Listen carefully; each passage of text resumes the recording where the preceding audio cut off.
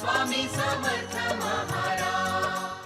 मनुष्याला अहंकाराची बाधा झाली की त्याचा स्वतःवरचा ताबा जातो, त्यावर कलीचा अंमल सुरू होतो। कलियुगाची हीच शोकांतिका आहे।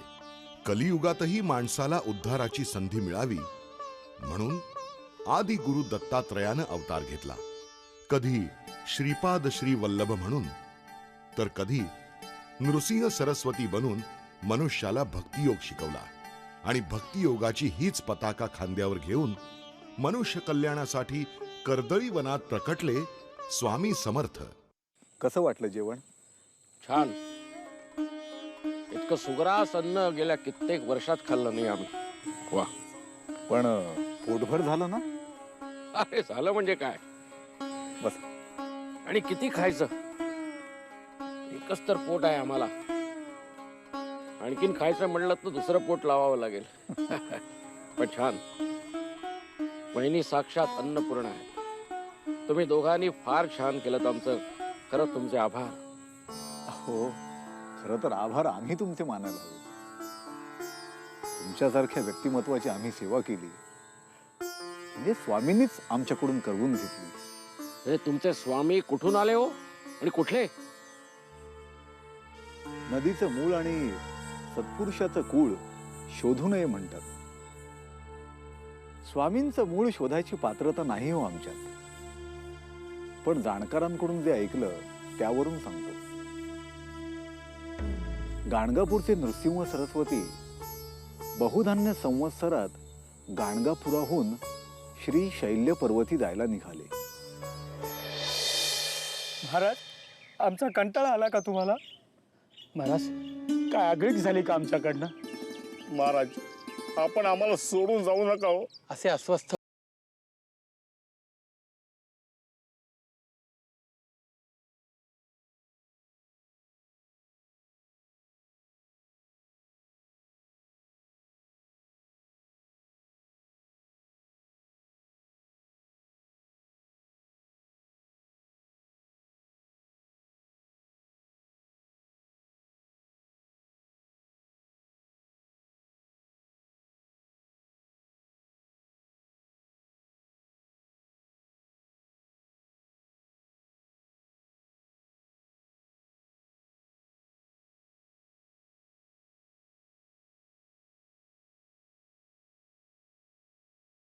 तुमचं बोलणं कळणसं झालंय महाराज। अरे वेड्यांनो, दत्त संप्रदायात अंताला स्थान नाही। इथं फक्त निर्गुण निर्गुणात सामावतं।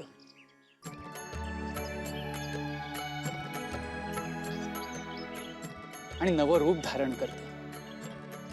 जशा वडाच्या पारंब्या जमिनीत रुजतात आणि नव्या वटवृक्षाला जन्माला घालतात। म्हणजे महाराज, आपण परत येणार? कधी, कुठे, कोणत्या रूपात? कळेल, तेही कळेल। वेळ आल्यावर। फक्त त्यासाठी काही काळ प्रतीक्षा करावी लागेल। प्रतीक्षेची फळे नेहमीच रसाळ आणि गोमटी असतात। फक्त लक्षात इतकंच ठेवा, मीच होतो दत्तगुरु, मीच होतो श्रीपाद श्रीवल्लभ, आणि मीच असणार आहे नृसिंह भान। महाराज, आपण आम्हाला मार्गदर्शन करावं। आपल्या अनुपस्थितीत आमचं कसं होणार? कसं जगायचं आम्ही? भक्त हो, येऊ घातलेला काळ फार वाईट आहे। खऱ्या अर्थानं कलियुग आपला अंमल आता दाखवू लागला आहे। पण भक्ती मार्गाची कास धरलेल्यांना काहीही अवघड असणार नाही। सहज पार करा हा तुम्ही भवसागर।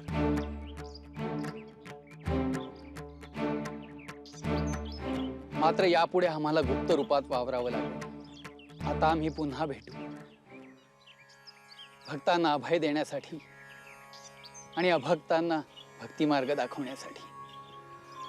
चांगल्याशी चांगुलपणानं आणि वाईटाशी तोपर्यंत मात्र निरोप घ्यावाच लागेल.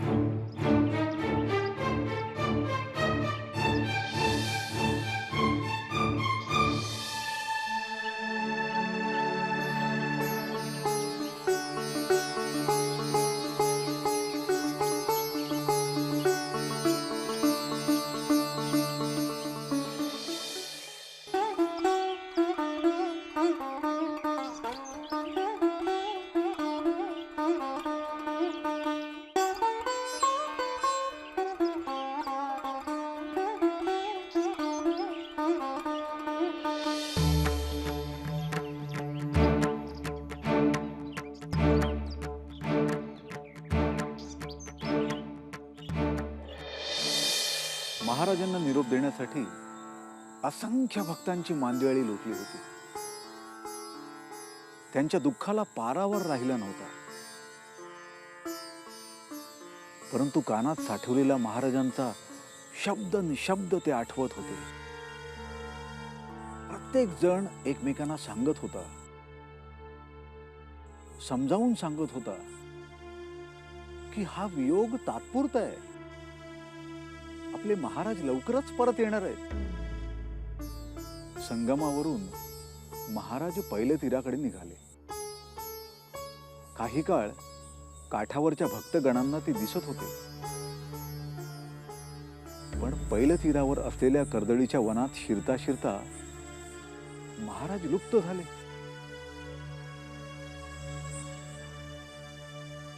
लोककल्याणासाठी आपल्याला पुन्हा एकदा देह धारण करावं लागणार आहे याची कल्पना पूर्णपणे महाराजांना होती.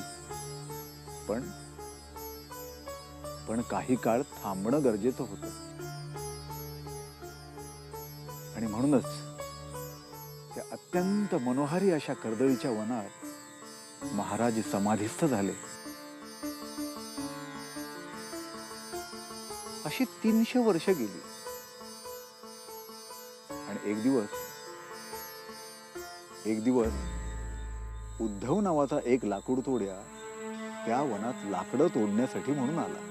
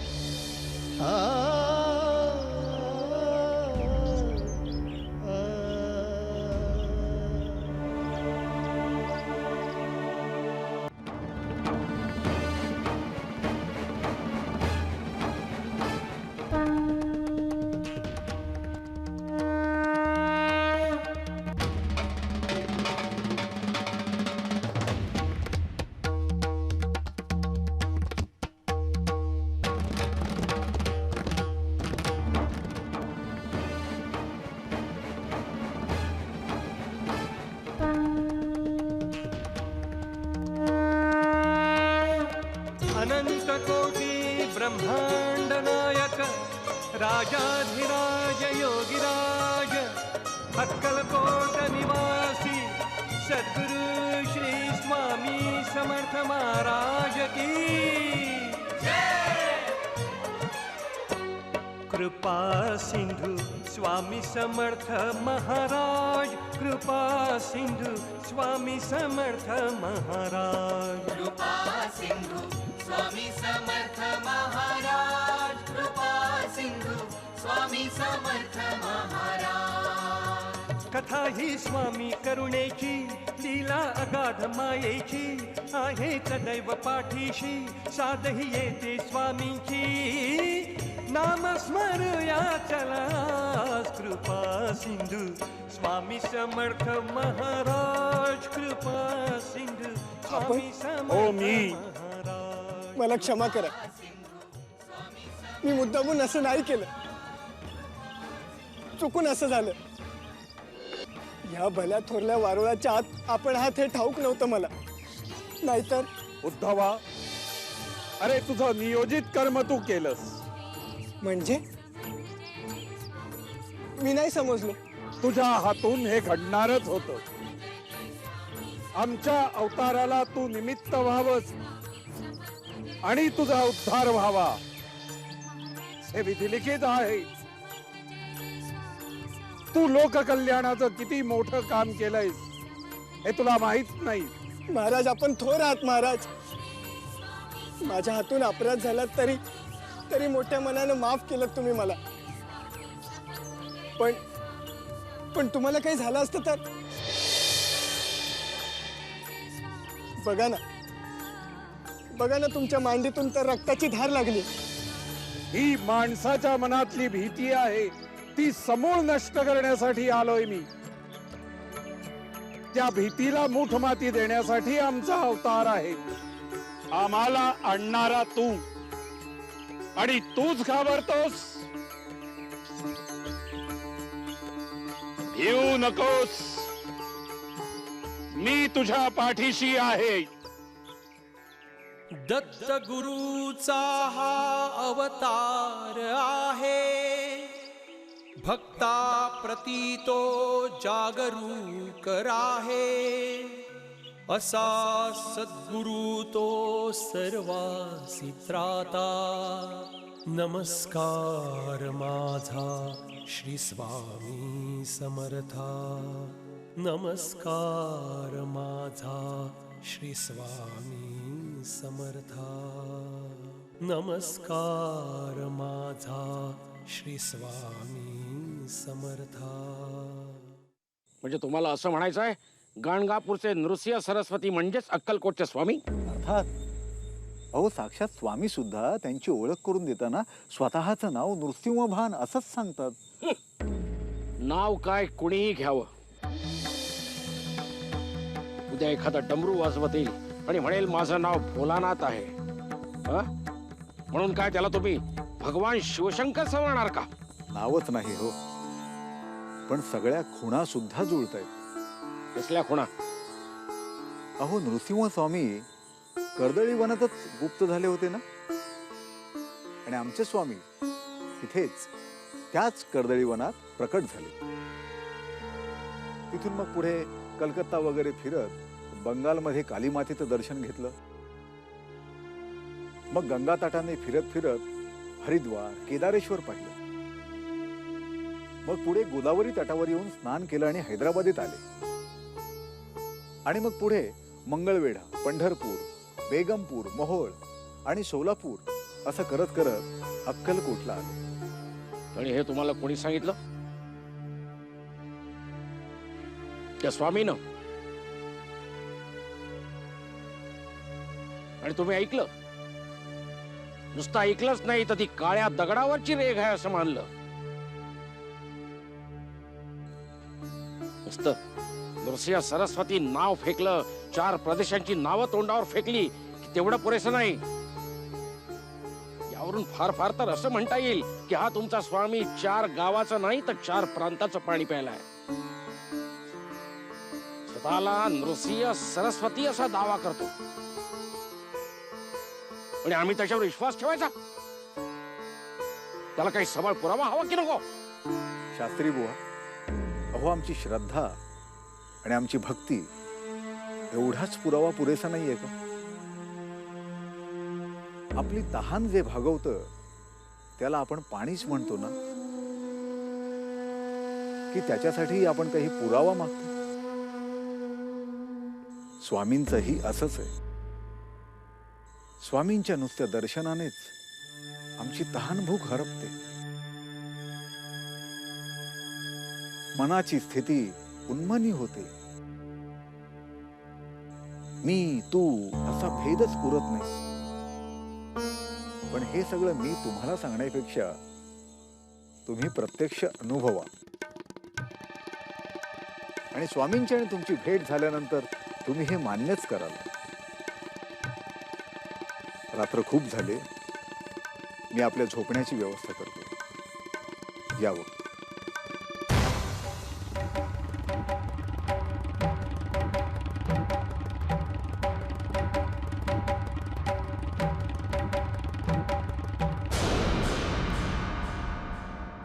गुरु वर्तुळाप्रमाणे आहे. त्याला ना सुरुवात ना शेवट. तरीही आयुष्याच्या परिघावरच्या प्रत्येक बिंदूवर तो भेटतो. हमखास.